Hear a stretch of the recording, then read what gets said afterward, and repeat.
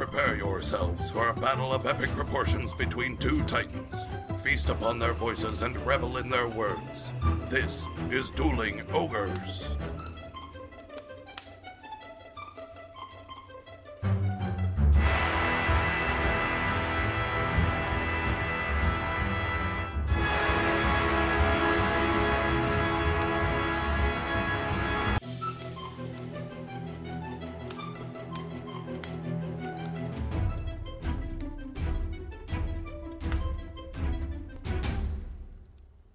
Hello, Ogres, and welcome to episode 136. Thank you for joining us, as always, on this Mistletoe Tuesday evening, Earth date December 19th, 2017. I'm your host, Remington Hitchcock, and with me, as always, my co-host, Brandon Full. Merry Christmas, Brandon. Merry Christmas, Remington. How are you doing? I'm fine. How are you? Good. I'm full of eggnog and vinegar. Ooh, that sounds like a terrible combination. Yeah, it's disgusting, and I've been vomiting all evening. Well, get some Epicac in there. Might as well make it a cocktail for death. So, ladies and gentlemen, this is going to be a pretty short episode. We've got the Christmas stuff going on. Ginger's in the kitchen baking cookies. I've got a giant pile of presents I need to wrap. I also have giant piles of presents to wraps with S's. Yeah. Mm-hmm. I don't even know if we're going to have, like, Ginger is confident that she has bought enough wrapping paper. I am not as confident. Do you have big stuff to wrap? Because that'll go through wrapping paper super quick. Honestly, no. Not really a whole lot of big stuff. But, yeah, I think I don't know. I mean, we had some, sorry for yawning, we had some leftover from last year. Yawn straight into the microphone. Yep, just yawn right into it. Well, we had some leftover from last year, but I don't know, man. I don't know. I always buy the dollar store wrapping paper because I think, like, okay, cool. Wrapping paper, $1, $2, perfect. And then you get it home and it's like fucking 10 feet of wrapping paper. Yeah. What are you going to do with this? It's a joke. Not only 10 feet, but paper thin, and paper thin is being generous. Yeah. More like tracing paper thin. Yeah, but I still fall for it every year because normal wrapping paper is expensive. Yes, it is. But it's so good, and you get the one with the little squares on it, and it makes it easier to cut out. I mean, I feel like that's just laziness. Or not laziness per se. Laziness is wrong. Listen, I need the math to help me. Do you really need guided by those squares? My spatial recognition is not as good as it used to be, Brandon. Okay. So otherwise you're just fumbling around in the dark with wrapping paper, just like, how does this work? Yes, I might as well be in the dark. Yes. I can't even cut a straight line. And that's the other thing is I cannot cut a straight line. Yeah. To save my life. Here's my problem with wrapping is whenever you're wrapping a box, right? And you have it laid over the normal sides and then you have to get the ends. Yeah. It always looks like garbage no matter what I do. And I really try to make my presents look presentable and beautiful when I wrap them. Yeah. Okay, so here's the gift wrapping trick. Okay, here's Rem's wrap tips. When you come up before you do the corner or the ends, when you come up, put a folded crease on one of the sides that's going to go on top. Okay. Do you understand what I mean? Yeah. So you bring the two pieces together and then you crease that top one and put a crease in it, and that'll make a nice straight line across the whole paper for you. Right? Okay. So then you fold down one side, the pieces that you brought together to complete the wrap around the horizontal. So now you're going to the vertical where the sides are. And you're going to fold that piece down with the two loose ends. Okay. Yeah, I'm still with you. Sorry. And put a small piece of tape at the bottom of them to hold them in place. And then you're going to do that on the other side before you wrap up that first side. Because that'll keep the gift from sliding back and forth. Yeah. So once you do that, then you fold in the sides and make a nice triangle out of the bottom. And then you're going to crease that bottom one up a little bit to where it lines up to the middle of the box that you're wrapping. And then throw some tape over it. Boom. And it's perfect and it's beautiful. See, but I find it hard to follow advice from somebody who openly says that they have a hard time wrapping presents. No, Like, you need the training wheels. I have a hard time cutting straight lines. That's how. See, you're putting words into my mouth, Brandon. Yeah. I'm excellent at wrapping presents, but that's because I find loopholes. You really do approach problems from the most pragmatic, technical way possible. See, I tape the end so the present does not slide. Yeah, I know. There are a lot of things that are wrong with me, but I think my anal retentiveness about stupid things is definitely high up on the list. Yeah, but it seems to work for you for the most part. It does. It doesn't rule my life. I let it help me rule my own life. Ah, It's very zen of you. Christmas wisdom. So speaking of Christmas wisdom, we have some lists we're going to read from, right? Yes. So this is going to be a short episode. Like I said, we're just going to blast through a couple of different lists. And then we're going to read a poem that we made for you for Christmas because we love you and we want you to enjoy what we have. So you're reading the poem, right? Yes. I'm listening to the poem. Remington, it might sound like I'm Skyping in. I'm at Remington's house and we are sitting bedside. So we're going to read some facts and then Remington's going to tuck me into bed and read me this story. Yes. That's how it's going to happen. Yeah. Well, right now we're down by the fire. Okay. Can you hear the crackling of the fire, Remington? Huh? Can you hear the crackling of the fire? Yes, I can hear it. And that's, can I hear it? Is the audience going to hear it? Yeah, the audience can hear it. Can't you, audience? Can you hear those spooky chains from the ghost? What's that? Is that a werewolf baying at the moon? Yeah, no, none of those things are happening. What is it? Is that an airplane? No. Is that Soul Plane starring Snoop Dogg? Definitely not, because it's copywritten. Is that Timber by Kesha? What is happening? Oh my God. So Brandon, we're in a cacophonous Christmas cage. So before we get started, Brandon's singing Kesha to me, guys. Yeah. Kesha's good. I don't know what to tell you. That's such a weird thing for you to be into, man. I'll defend Kesha. You can defend her to death. I won't judge you for it. And I will defend her to the death. I'll just be weirded out whenever you sing Kesha to me. So it's just I can't help that I wake up in the morning sometimes feeling like P. Diddy. Yeah. So we're gonna read off these lists to you. It's Kesha lyrics. Yeah, I figured. I assumed. I just ignored it. Yeah. All right, so you're going to read your facts. I'm going to read my facts, and we're going to alternate, right? Yes. So and then we have a list that we're going to share. Right. So I'm going to start off with some Christmas tree facts. And then I have mistletoe facts that I will be going back between. And then we both have some bizarre and interesting Christmas facts. Yes. To read off.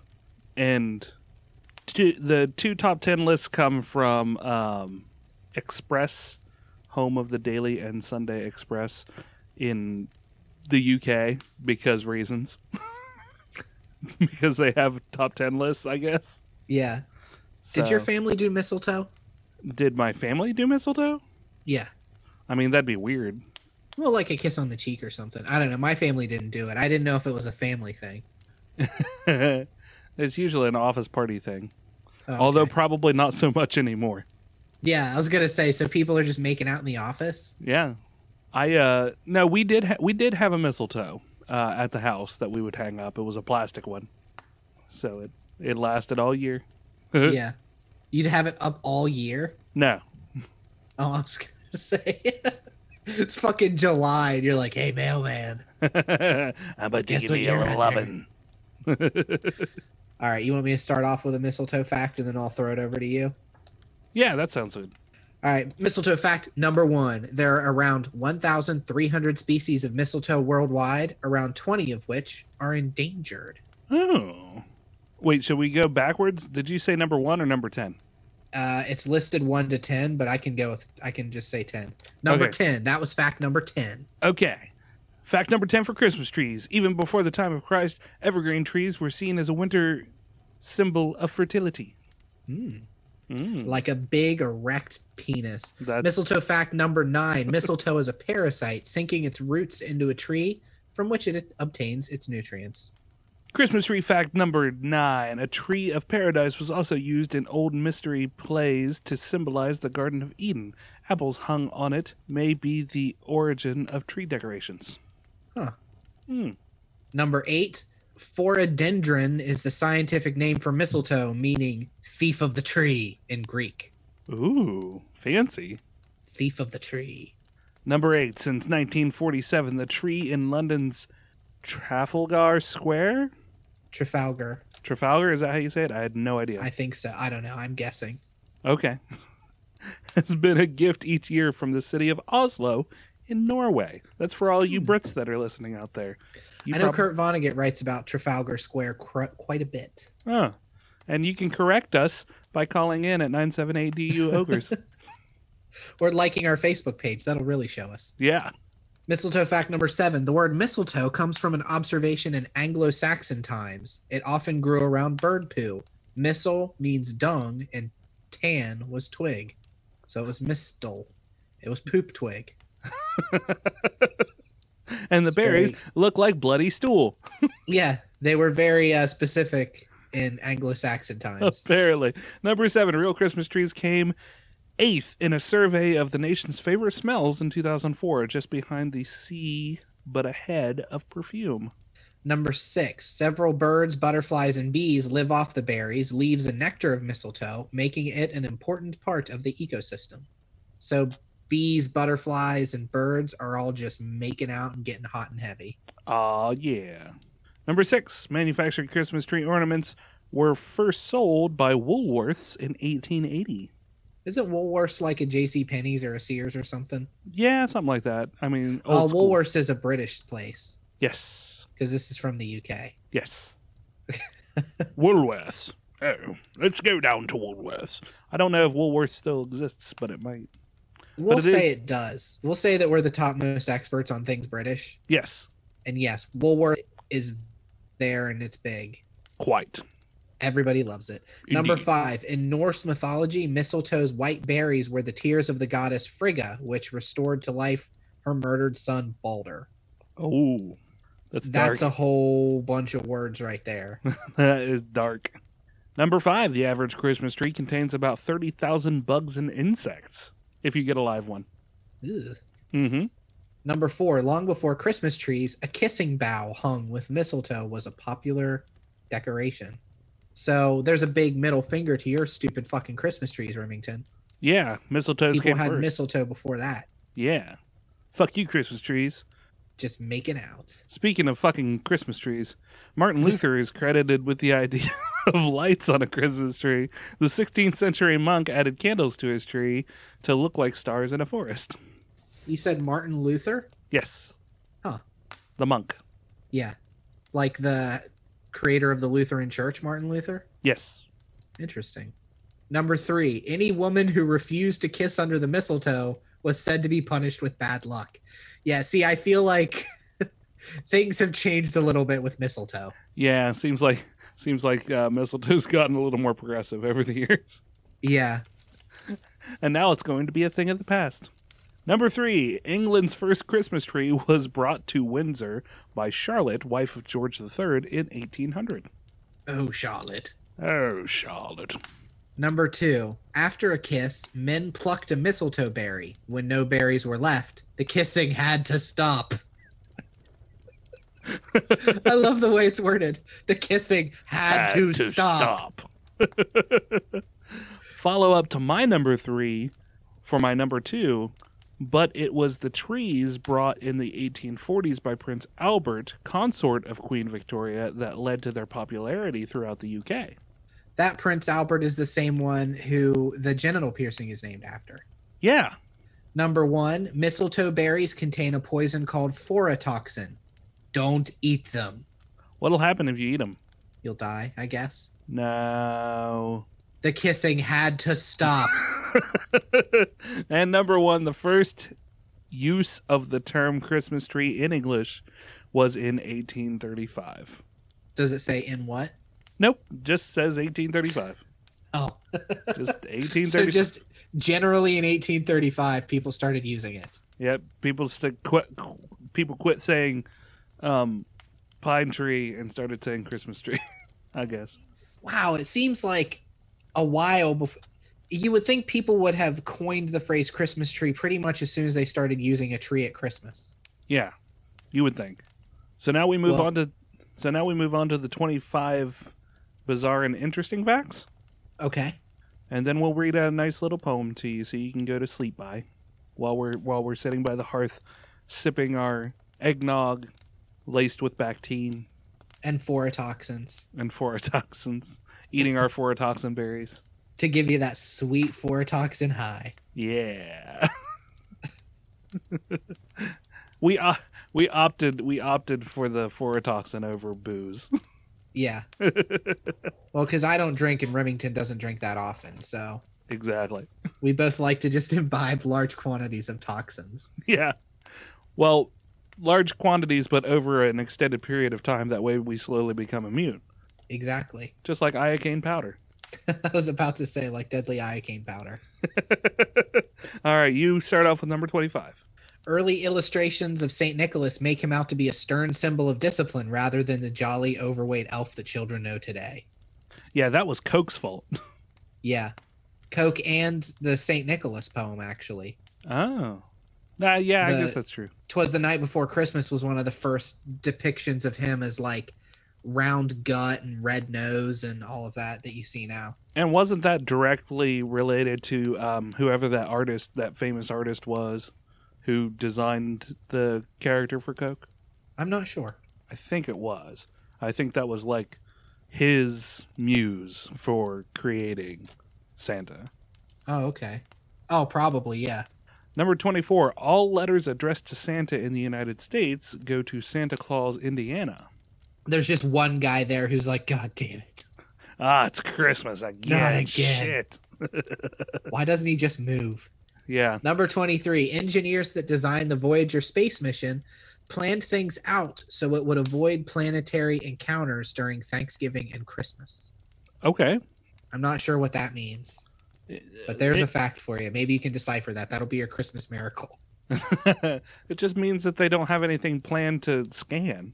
Oh, okay. Yeah. During Thanksgiving and Christmas? Yeah. They were just like, we'll just not do things on those days because reasons. Oh, okay. I get it. Yeah. Number 22. There is a village in Peru where people settle the previous year's grudges by fist fighting. Then they start the new year off with a clean slate. I love the picture that accompanies it because it's like two 8-year-old kids with their fists up. Yeah. So when does the fight end? But when you kill somebody? There's no more Maybe- grudges to be had because dead men tell no tales. Yeah. It's a fight to the death. Let's hope there's a lot of children born every year. Otherwise, this village is going to wear themselves out pretty quick. That's right. And it's just there is a village. So just one place where they do this. Yeah. It looks like it's got to be a pretty big village, though, because this picture looks like there's a shit ton of people there. Yeah, that's true. You can see a guy right behind one of the kids wearing a white sweater with the red collar. You see him? Uh-huh. That dude looks like he's bet on this fight. He is he is invested more than anybody else. Yeah. He's like, I know the kid in the gray is bigger, but the kid in the white shirt, he's got some moxie. Yeah, the kid in the white shirt looks like a little Fonz. 20 rubles on him. I don't know know what... if they use rubles in Peru. I was going to say, I have no idea what the monetary system in Peru is. Peruvian clams. Oh. Number 21. Telling scary ghost stories is an old Christmas Eve tradition that has died out in the past century. Thank God. That's reserved specifically for Halloween. Every holiday in the 1800s or 1700s all seems so bizarre to us. It's like, hey, it's Christmas Eve. Let's talk about ghouls and shit. Right. Well, I mean, Let's- there's a perfectly logical explanation for that, Brandon. Everybody in the 1800s was just miserable all the time. Yes, that's exactly what I was going to say. Number 20. Some zoos accept donated Christmas trees as food for their animals. Aw. That's pretty cool. Yeah. It is estimated that the song White Christmas by Irving Berlin is the best-selling single in history with over 100 million copies sold. That makes sense. It's a good version of the song. Yeah. Number 18. Huh? Oh, I was not expecting this picture. Oh, number 18. During Christmas in Newfoundland, people called mummers dress up in crude disguises and go from house to house dancing and playing music while the hosts try to identify them. God, they're all wearing like pillowcases. What the fuck is wrong with people in Christmas? I don't know. They're pillowcases with like red lipstick drawn all over them. The one on the furthest right is the most disturbing of all. Because it looks like a bad blow-up doll? Yeah. Okay. Can we save this and have this as the picture for our episode? Sure, we can do that. Okay. So check out the picture for this episode and you'll see what we're talking about here. I'll at least link it in the show notes anyway. Okay. Number 17, Paul McCartney earns nearly $500,000 every year from his Christmas song, which many critics regard as his worst song ever. Oh, wow. What is Paul McCartney's Christmas song? Do you have any idea? I have no clue. It's Christmas time in Hollis, Queens. Oh, Wonderful Christmas Time. Simply Yes, having... that one. Yes. Oh, okay. Yeah, that's a terrible Christmas song. Yeah, it really is. I love Christmas songs. For those of you who don't know, I was born on Christmas. It's ingrained into my veins. I'm fat like the Jolly Fat Man. I've got rosy red cheeks, and I fucking hate that Christmas song. I love all the other ones. I hate that one. And much like Santa, you despise children. Yes, and Paul McCartney. Not really. He's okay. Number 16. A large part of Sweden's population watches Donald Duck cartoons every Christmas Eve since 1960. This, of course they do. They like their Christmas pantsless. Yeah, exactly. Number 15. Many of the perpetually open Denny's restaurants were built without locks, which was problematic when they decided to close down for Christmas for the first time in 1988. So everybody was in there stealing their pancakes. Yeah. Number 14. During the Christmas of 2010, the Colombian government covered jungle trees with lights. When FARC guerrillas, or terrorists, walked by, the trees lit up, and banners asking them to lay down their arms became visible. 331 guerrillas re-entered society, and the campaign won an award for strategic marketing excellence. What the fuck? That's crazy. That is crazy. That's awesome. That's an interesting Christmas fact. Yeah. Nearly all of the most popular... It's interesting I get this one. Number 13. Nearly all of the most popular Christmas songs, including Winter Wonderland, Chestnuts Roasting, and I'm Dreaming of a White Christmas, were written by Jewish people. I like that little addendum in there in the beginning. Yeah. It's interesting that I get this one. I didn't plan it this way, Brandon. Uh-huh. I didn't. I feel like you very specifically did. Absolutely did not. There is a running gag where we think Brandon looks like he has a lot of Jew in him. Yeah. For those of you who don't know, it's kind of risque and poor humor that we do in the privacy of our own home. Or in public. Or in public when we think that nobody is listening. You guys made so many jokes about it that for the first month of me dating my current girlfriend, she legitimately just thought I was Jewish. Really? And we were dating around the holidays, and she was waiting to hear me mention Hanukkah. Really? I swear to God, that's not a joke. Because of how many Jewish comments I got on my Facebook page. Just on a regular basis from everybody.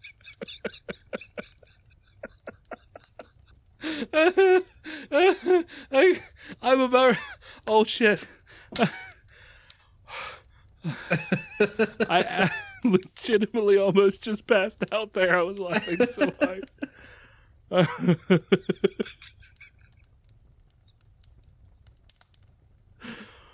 Oh. Yeah. During the Christmas of 1914 and World War I, a truce was held between Germany and the UK. They decorated their shelters, exchanged gifts across no man's land, and played a game of football between themselves. Yeah, I really love that one. It shows the human side of people during war and not just numbers and casualties. Yeah, I think they did something similar in World War II as well. I think there's a story where they just played Christmas music or sang Christmas carols to each other or something like that. Yeah. And then they just go back to killing each other. It's fucked up. Yeah. Number 11. In 1918 and for the past 40 years, the Canadian province of Nova Scotia has sent the city of Boston a giant Christmas tree as a thank you for their support after the 1917 Halifax explosion. Oh, wow. That's cool. Yeah, I'm not familiar with the Halifax explosion. Neither I'm am guessing I. it's an explosion that happened in Halifax, though. Good deductive reasoning skills. Number 10. In 1867, a Boston industrialist heard Charles Dickens read A Christmas Carol and was so moved he closed his factory on Christmas Day and gave every one of his employees a turkey. That's pretty amazing. That is pretty amazing. Considering how jobs are moving more towards having employees work on Christmas and having employees work on Thanksgiving, which I think is despicable. Yeah, I agree. There's no reason to. Yeah. Like, even from a sales point of view, there's no reason to. Like, number one, Black Friday has become Black Weekend, and the week before and the week after, where everybody's running all their deals. Yeah, it's just constant deals anymore. I had to work in the NASA gift shop on Thanksgiving. Yeah. And going in, I thought that we were going to be dead because it was Thanksgiving. Yeah. No, when I got there, we had a fucking line of people. Yeah. And probably I didn't leave the register for, I would say, a good 2.5 hours. There was that many people there on Thanksgiving. Yeah. Whereas I was actually closed. Yeah. But if I would have been there, nobody would have been in my fucking store. Yeah, it would have been a ghost town of mattresses. Yeah, because nobody wants to buy a mattress during this time of season. No. Number 9, between the 16th and 19th centuries was what is known as a Little Ice Age, where global temperatures were several degrees lower than normal. It is for this reason that many Christmas carols and songs stress a white Christmas. I don't know. That fact seems a little suspect there. A little suspect? Yeah. Not that it was a Little Ice Age, but just the fact that white Christmas is being referenced a bunch. I don't know. I just think it's because Christmas is in December where it's always snowy. Yeah, only it's not always snowy. We haven't really had... See, that's one of the things that I always want on Christmas and haven't got really for several years. Yeah. Is a white Christmas.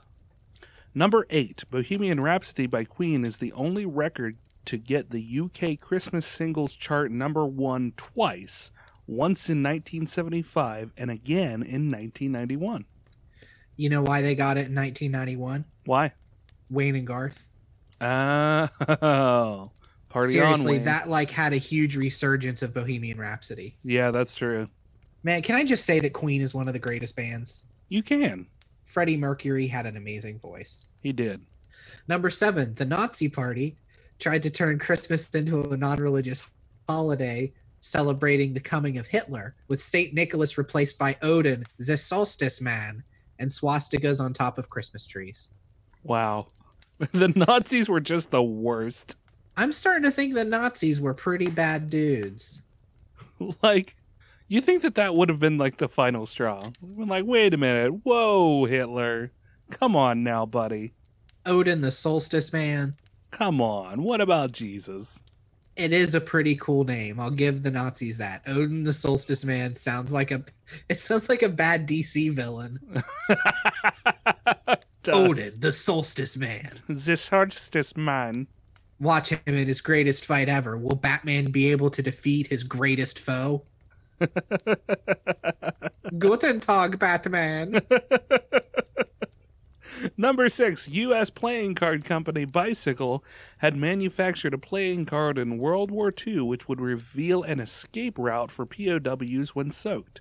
These cards were Christmas presents for all the POWs in Germany. The Nazis were none the wiser. That one is pretty sweet. That is pretty sweet. Super sweet. Number 5, an artificial Christmas tree would have to be reused for more than 20 years to be greener than buying a fresh cut tree annually. Wow. Wow, indeed. Huh. How about that? So you're actually being more green to the environment with buying a fresh cut tree every year. Yeah. Oh. So there you go, everybody with a fake tree. You're killing the environment. Yeah. Take that. Unless you use recycled trees. Yeah. I Number guess. 4 is something to remember, Remington, before you read it. Number 4 is a thing that people need to remember when they get all fucking up in arms about writing Xmas instead of Christmas and saying that we're taking the Christ out of Christmas. Okay. Number 4, we frequently abbreviate Christmas as Xmas because of an ancient tradition. People, X is the Greek letter chi, which is an abbreviation for the word Christ in Greek. I think it's chai. Is it, or is it kri? I don't Like know. I don't know Christe? Greek. Because in Latin, it would be Christe. I don't know nothing about no Greek or Latin. Yeah.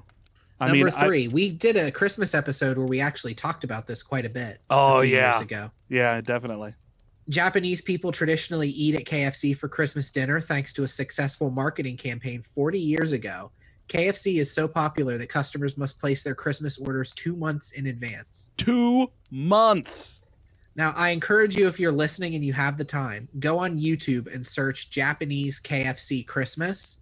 There's going to be a lot of videos of people talking about why this is a tradition, but you can find some adorable videos of Americans in Japan celebrating this and buying like the Japanese KFC Christmas packs and opening them. Yeah. They're pretty awesome, and they give you a good view into what the Christmas is like there. There you go.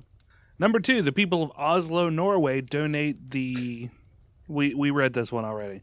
Number 2 is the same one from the Christmas tree one that I read earlier about donating the Christmas tree to the people of London. Yeah. So do you want to take number 1 then, Remington? Yeah, I'll take number 1. Number 1, Christmas purchases account for 1/6 of all retail sales in the U.S. annually. You capitalist monsters. That seems mighty low, though. I don't know, 1/6? Yeah, 1/6. I mean, that just means that the rest of the year, on average, everybody buys a sixth every 2 months, right? Yeah. Yeah. Don't question my math. It works in my head. But when they say Christmas sales, they're probably talking about after Thanksgiving, like the 1 month. Yeah. But yeah, now that you say it, it does seem lower than. Yeah, I mean, don't get me wrong. Happening in a very short amount of time, it's impressive when you're talking about the time of it all. But on average, it's not that impressive. Well, I know that when I worked at NASA, I don't know the exact numbers, and I probably would get in trouble if I were to say the exact numbers anyway. But I'm pretty sure that the Christmas holiday season accounted for like 2/3 of what we made the entire year. Yeah, especially at NASA.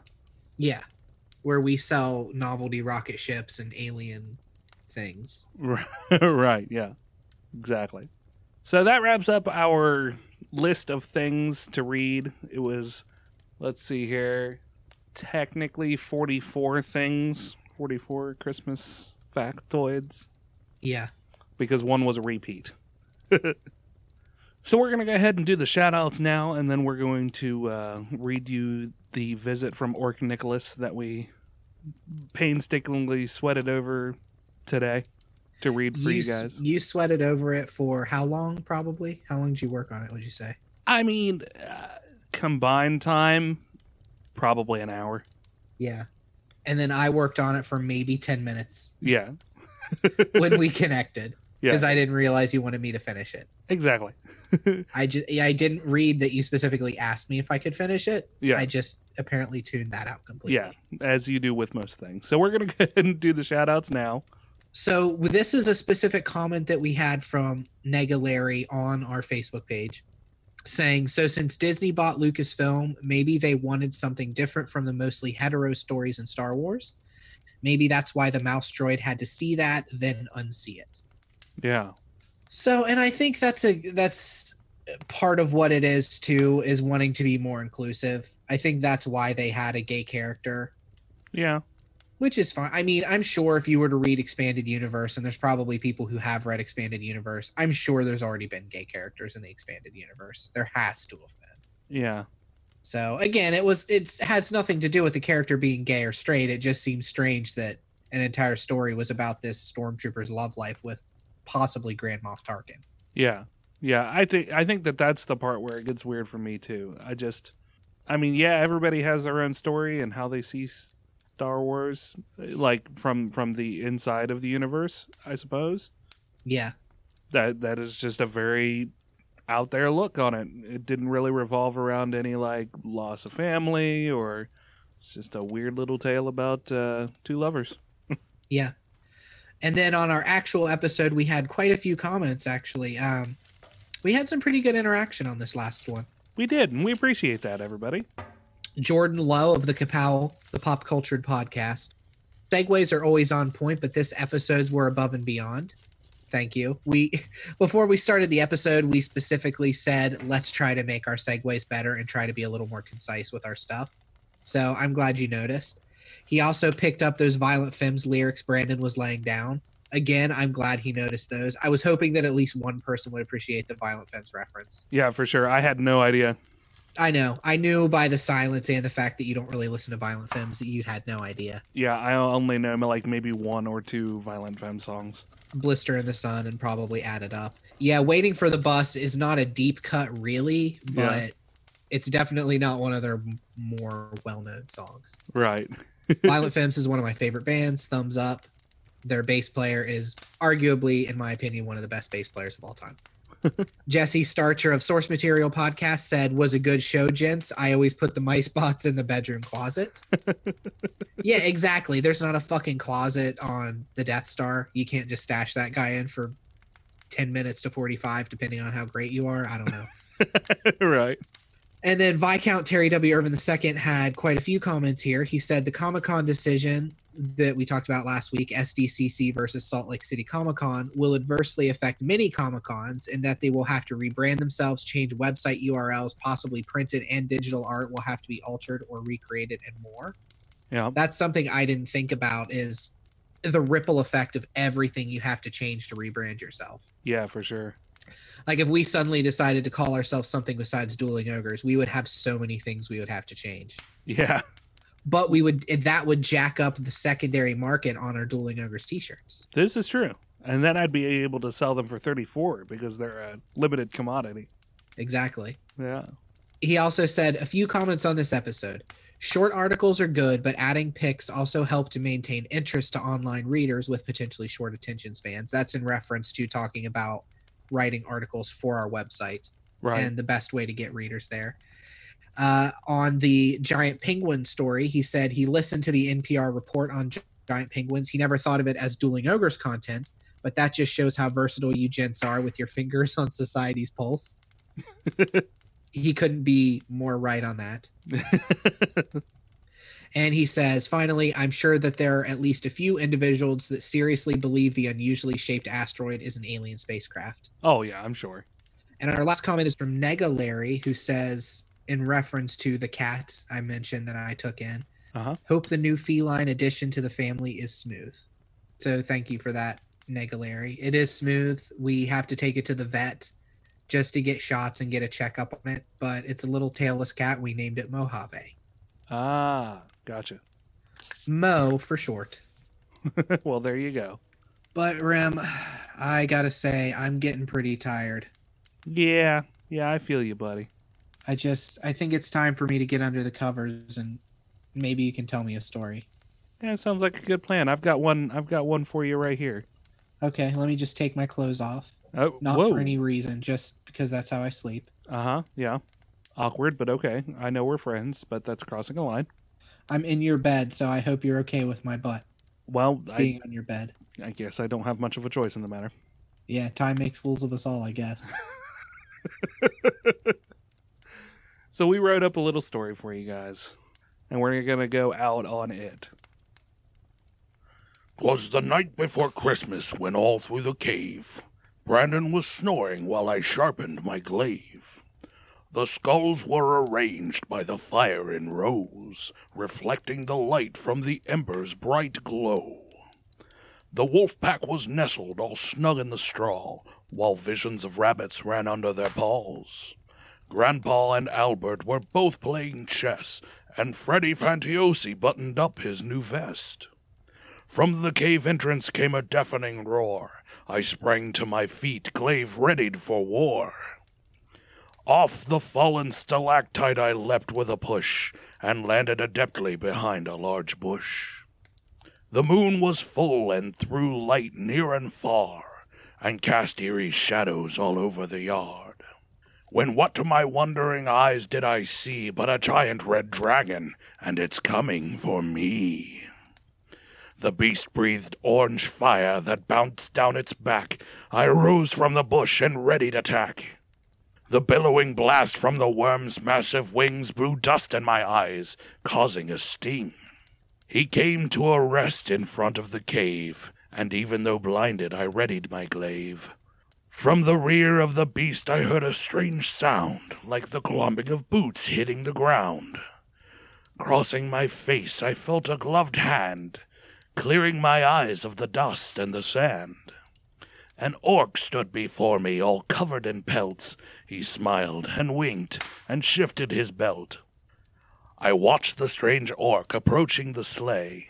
His furs were dyed red with the blood of his prey.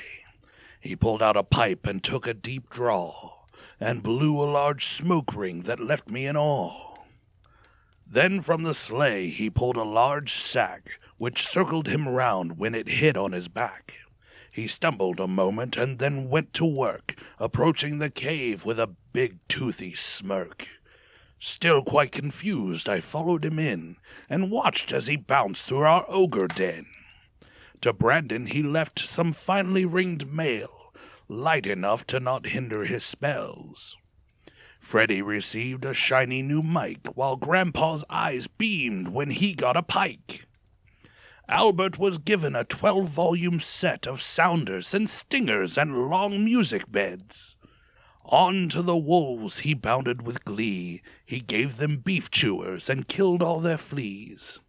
Then he turned on his heels, and with a scowl on his face, he approached with a quickness wielding a mace. I wasn't too scared, though, in spite of his size. He smiled like razors erupting with flies. With a wink and a snarl, he motioned a toss through the mace, and I caught that damn thing like a boss. Then silently, smartly, he headed outside, packed up his bag, and mounted his ride. But I heard him exclaim ere he flew out of sight, "Keep your clubs blunt, and your tusks sharp. Good night."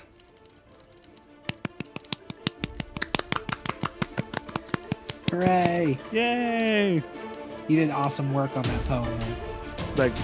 Merry Christmas, everybody, Merry Christmas, you filthy animals. and happy holidays. Thanks for listening. We love you. Yes. Bye. Bye. Okay.